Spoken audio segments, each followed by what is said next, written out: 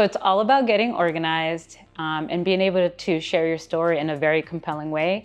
We usually recommend entrepreneurs to put together what we call a concept deck.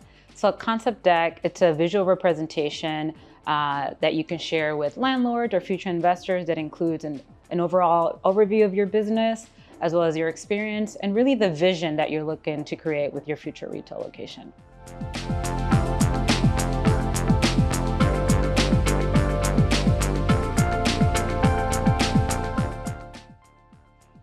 So when you're thinking about putting together this concept deck that you want to share with landlords, you really want to share what motivated you to start this business, and why does your business exist? The people in the audience that you're sharing this concept deck with really want to understand who you are.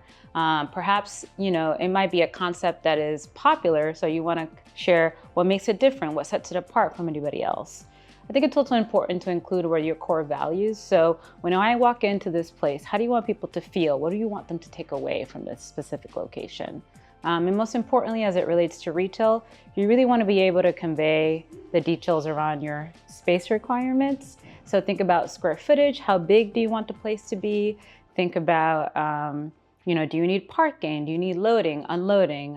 Perhaps you're really particular about what neighborhood you're going to open this specific retail location. So you want to include all of those really important points in your concept deck. I tell entrepreneurs that think about a concept deck as your resume. So if you're looking to apply for a job, you would share a resume. It's very similar in this instance. If you're looking to find a retail location and share a little bit about yourself, you want to share a concept deck to really show folks what you're all about.